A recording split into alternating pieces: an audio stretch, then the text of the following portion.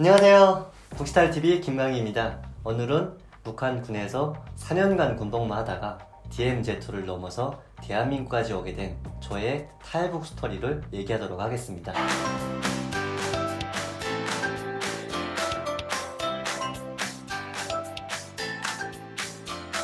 제가 평양에 있을 때 한국 드라마를 많이 봤어요. 상속자들, 꽃보다 남자, 검사 프린세스 이런 드라마를 많이 봤어요. 그런 거 보면 북한 세뇌교육과는 너무나 상반되는 그런 내용들이에요. 왜냐면 한국은 구두닦이 소년들이 살고 있고 자기 눈 팔아서 엄마 병 거치고 이런 사람들이 살고 있는데 헬기 타고 학교 다니고 이런 걸 보면 저게 무슨 말도 안 되는 거냐고. 재미는 있어요. 당연히 재미는 있지만 이건 우리 사회를 교란시키기 위한 선전용 드라마다 이런 생각을 해왔었습니다. 그런데 산에 4년 동안 다니다 보니까 전방에는 한국에서 날아온 전단지나 그리고 족제물이 많이 보일 수가 있어요. 족제물을 많이 볼 수가 있는데 저 같은 경우에는 신병 때는 이게 호기심이 많이 생겼었는데도 볼 수가 없었어요. 북한군은 2인 1조나 혼자 개별 이동은 절대 안 돼요. 2인 1조나 다수가 이동을 해야 합니다. 그래서 그걸 봤을 때는 옆에 군인이 신고를 하고 저는 처벌을 받습니다. 그렇기 때문에 그걸 못 봤어요. 아무리 보고 싶어도. 약초병 생활은 너무 편한 게 혼자서 할 수 있기 때문에 너무 편했습니다. 그러다 보니까 한국에서 날아온 전단지 처음에는 많이 봤어요. 골짜기에 보면 전단지가 엄청나게 쌓여있어요. 이것저것 보는데 거의 다 똑같은 내용이에요. 김일성, 김정일의 욕하는 거지만 한국에 와서 보니까 그게 현실이었더라고요. 그런 내용들. 그리고 한국의 경제력은 많이 발전해 있다. 북한과는 비교할 수가 없다. 이런 식의 내용. 그리고 독재 정치의 그런 해로운 점, 유해성 이런 것이 있었고, 그리고 또 한 가지는 자동차. 한국인들이 일반인들이 타고 다니는 자동차 안 믿었습니다. 처음에는. 왜냐면 20년 동안 세뇌교육을 받다 보니까 그게 안 들어왔어요.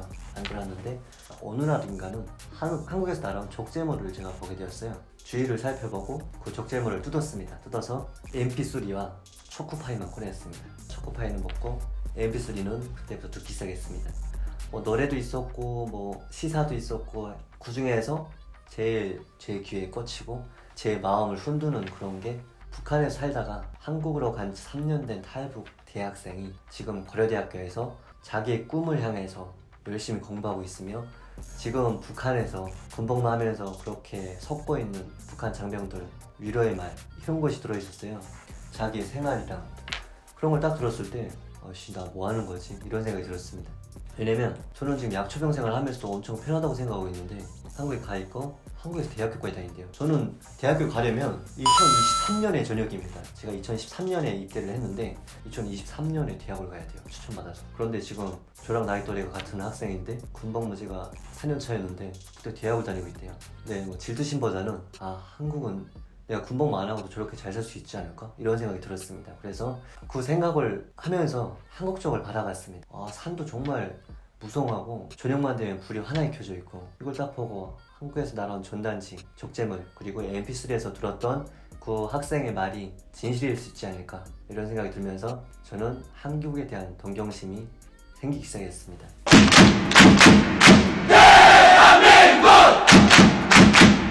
2016년 9월 28일 오후 3시에 떠났어요. 27일에 결심하고 28일에 떠났습니다. 저는 붕 뜬 그런 감정만 갖고 떠났습니다. 북한 군인들이 한국에 대해서 당연히 아는 군인들도 있겠죠. 그걸 옆에 군인과 얘기할 수가 없고, 얘기하면 바로 잡혀가고 조사받아야 되고 하니까 공유를 못할 뿐입니다. 군인들이 넘어가고 싶어도 넘어갈 수 없는 게 3가지 정도가 있습니다.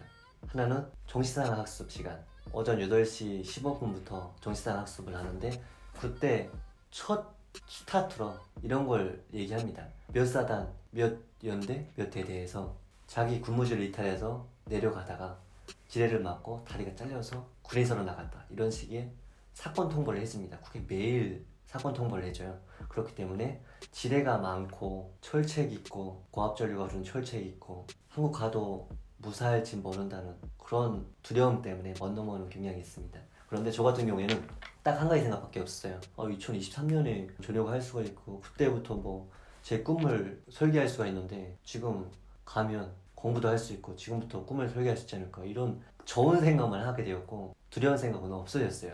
그리고 DMZ에 들어섰습니다. DMZ 들어서니까 전에 먹었던 마음이 사라졌습니다. 아, 지뢰 맞으면 어떡하지? 이런 생각이 강렬하게 들었습니다. 그래서 저는 걸작이를 따라서 가면 지뢰를 안 맞겠다 이런 생각이 들었습니다. 걸작이는 물이 많이 흐르면 지뢰를 매설해도 또 내려가거나 유실이 많습니다. 그래서 걸작이를 따라가면 일반 용선이나 그런 산비탈을 따라가는 것보다는 위험성이 확실히 낮습니다. 그래서 그쪽을 향해서 열심히 뛰었어요. 제가 밤새 뛰었던 것 같아요. 저는 오후 3시에 떠나서 열심히 뛰었는데 그날은 날이 흐려서 한 치 앞도 안 보였습니다. 저는 걸작을 따라가다가 딱 멈춰섰어요. 철책이 앞에 놓여 있더라고요. 그래서 아, 느낌이 나를 살렸구나. 그런 다음 밑으로 통과할 수 있는 구멍을 찾았어요. 북한군은 관리중대라고 철책 버스를 하는 구분대가 따로 있습니다. 그런데 철책 버스를 잘 안 해요. 게을리합니다. 그래서 그 페인 부분을 통해서 저는 기어서 철책을 넘을 수 있었고, 넘은 다음 열심히 더 뛰었어요. 정말 밤새 뛰었는데도 한국 초소가 안 나타났어요. 불과 4km, 3.5km 이 정도밖에 안 돼요. 그래서 걸작이를 따라 내려가면 한국 땅이 나타나지 않는구나 이런 생각이 문득 들었습니다. 그때는 지뢰를 내려놨어요. 지뢰는 맞더라도 그냥 한국으로 가는 방향으로 가자 생각하고 산 능선으로 올라왔습니다. 능선에 올라왔는데 그때 날이 밝기 시작했어요. 앞에 민경철책을 넘었으니까 법영철책이 있는 걸 발견했어요. 법영철책 딱 보고 날도 밝지, 철책이 있지, 군인들 다 일어나서 이제 군무게 될 수 있지, 위험이 조금 더 가까이 온 거죠. 해서 아, 안 되겠다, 지체하면 안 되겠다 생각하고 철책 또 페인 부분을 찾아서 그걸 또 기어서 넘었습니다. 넘고 진짜 죽기 살기로 열심히 뛰었어요. 제가 DMZ에서 제일 힘들었던 게 이거였던 것 같아요. DMZ 전 지역이 사람이 안 다니다 보니까 나뭇가지가 너무 많고 그 나뭇가지 안 보이는 나뭇가지를 헤치면서 오다가 뭐 가시 눈이 찔리고 막 할 때마다 아 진짜 여기서 죽고 싶다 이런 생각이 더 많이 들어요.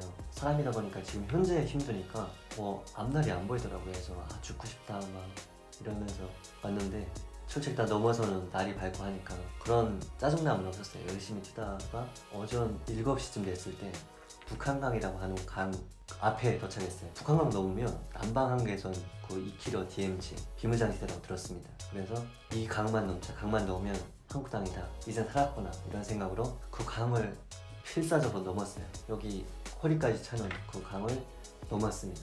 넘으면서 북한 초소 쪽을 바라봤는데 제가 두려움 때문에 그런지 모르겠지만 북한 초소가 딱 코앞에 있는 느낌이었어요. 군인들이 구문만 잘 서고 하면 저를 발견했더라면 저는 바로 사살해서 강물을 또 내려갔겠죠. 그걸 넘어서 한국도 북한을 지금 적이라고 생각하기 때문에 지뢰가 있을 수 있다. 짐승이 다닌 길을 찾자 생각하고 짐승이 다닌 길을 따라서 한참 올라와서야 남방 한계선 철책이 나타났습니다. 그때가 오전 9시쯤 되었어요. 철책 딱 보니까 너무 반갑고 설레더라고요. 왜냐면 그 불빛만 보던 철책을 제가 앞에서 보니까 너무 좋더라고요. 좋은 것도 순간이었던 것 같아요. 왜냐면 철책 페인 부분이 없었어요. 저는 철책을 넘어서 여기 들어가야 되는데 철책 페인 부분이 없었어요. 북한 철책은 제가 물이 흘러서 페인 부분을 찾았다고 했잖아요. 그런데 한국 철책은 페인 부분이 없었습니다. 철책도 틈이 없어요. 위에는 가시철조망, 둥근형 가시철조망이라고 그런 게 되어 있고 뭐 가운데는 당연히 틈이었고 그걸 보니까 이거 어떻게 넘지? 초소까지 가서 도와달라고 해야 되나? 이런 두 가지 생각이 공존했습니다. 근데 초소까지 가기에는 제가 너무 지쳐 있었어요. 밤새 산길을 타면서 가시 찔리고 벼랑에서 떨어지고 하면서 이제는 산길을 더 못하겠다. 그쪽 두 가지 중에서 한 가지는 포기하자 생각하고 남은 한 가지는 철책을 넘는 것이었습니다. 제가 오르다 내리다를 2번인가 했어요. 왜냐면 올라가다가 이거 넘다가 죽으면 진짜 헛고생한 건데 어떡하지? 내려왔다가 다시 올라가고 그러기를 반복하다가 끝내 넘었습니다. 그 가시철조망이 전기가 통하는 줄 알았는데 다행히도 전기는 안 통하더라고요.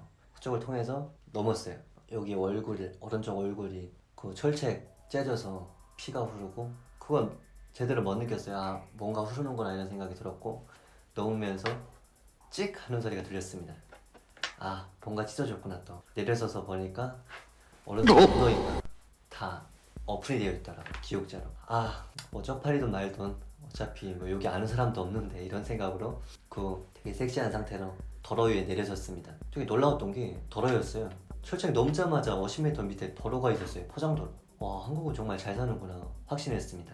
그리고 포장도로를 따라서 열심히 걸어갔습니다. 여유롭게 걸어갔어요. 걸어가면서 한국은 산에도 이런 도로가 있으니까 참 좋네 이런 생각으로 걸어가는데 한 10분간 걸었을 때 남방 항구에선 GP가 나타났습니다. GP 딱 보고 아 살았구나 다 왔구나 이런 생각도 있었지만 호기심이 먼저 동했습니다. 아 한국군은 어떻게 대하는지 제가 드라마에서 봤던 것처럼 얘기를 하는지 궁금했습니다. 천천히 걸어갔는데 두 군인이 군무를 서고 있었어요. 군인이 부산 사람이었어요. 부산 특유의 그 사투리를 쓰면서 얘기를 하시더라고요. 제가 갔을 때 저를 발견하고 몹시 반가운지 당황한지 어떤지 모르겠지만 비상을 걸었습니다. 4명의 군인이 버춘 군인이 올라오고 그 이후로 전투 준비를 하시더라고요. 저 혼자 갔는데 기관총 배치하고 솔직히 이렇게 한대해줄 줄은 몰랐어요. 그냥 가면 야 어서 들어와라 막 이러고 이끌 줄 알았는데 막 총 겨누고 4명의 군인과 함께 장교분이 나오시면서 귀순하러 오셨습니까? 이렇게 질문하시더라고요. 그래서 조금 안심됐던 건 존댓말이었습니다. 북한군에서는 한국군이 존댓말을 전혀 안 쓴다고 비매너적이라고 폭행적이라고 이렇게 얘기를 했었는데 존댓말을 쓰시더라고요. 북한에서 배운 것과는 좀 다르네 이런 생각이 들었고 그 장교분이 그 질문을 하신 다음에 절차상 범수색을 하겠습니다 이렇게 한 다음 두 군인이 저의 양 어깨를 잡고 엎드려 시켰습니다. 강제로. 그리고 나서 또 이렇게 세우시더니 절차상 퍼박하겠습니다. 밧줄 했던 것 같아요. 앞으로 퍼박을 하시더라고요. 원래는 그 뒤로 퍼박을 해야 된대요. 그런데 제가 막 지쳐있고 하니까 앞으로 퍼박을 하시더라고요. 그렇게 하신 다음에 초소안에 잠깐 앉혀놨습니다. 저는 한국에 당연히 오면 지금 18시간 동안 왔는데 저는 오면 당연히 밥부터 주고 뭐 맛있는 거 주고 이럴 줄 알았는데 아무것도 안 주셨어요. 그래서 아 먹을 걸 왜 안 주지? 언제 주려나? 이런 생각 준비 중인가? 이런 생각을 했었는데 한 군인이 수통을 내밀면서 시원한 물 드십시오 이렇게 얘기를 했습니다. 되게 익숙했어요. 북한군에 처음 입대했을 때 배고프면 물 마시고 배 채우라고 했어요. 그런데 한국에 왔는데 물 마시래요. 아 속았나? 한국도 쌀이 없나? 이런 생각이 갑자기 들었습니다. 그런데 나중에 알고 보니까 제가 탈만 날까봐 아무것도 주지 말고 물만 주라고 했더라고요. 그리고 3시간 동안 차를 타고 서울로 올라왔습니다. 올라와서 양복 입은 사람들이 어신과 고생 많으셨습니다. 대한민국 어신걸 환영합니다. 이런 식으로 10명 정도가 악수를 한 다음에 사진을 다 찍은 다음 군복 입은 상태로 아직도 민망한 게 군복 다 씻어진 상태로 사진 찍은 거예요. 그렇게 찍은 다음 새옷까지 젖으면서 샤워하라고 하시고 샤워 다 하고 나온 다음에 식사하십시오 하면서 가지고 온 그 대한민국의 신라면과 김치, 장조림 그걸 먹으면서 자유를 느꼈던 것 같습니다. 네 여러분 이렇게 조사기간을 통해서 2017년 2월에 조사가 끝나고 대한민국에 나와서 하고 싶은 일들과 자유를 만끽하면서 대한민국에 정착 중에 있습니다. 여러분 재밌게 보셨다면 구독과 좋아요 부탁드리겠습니다. 감사합니다.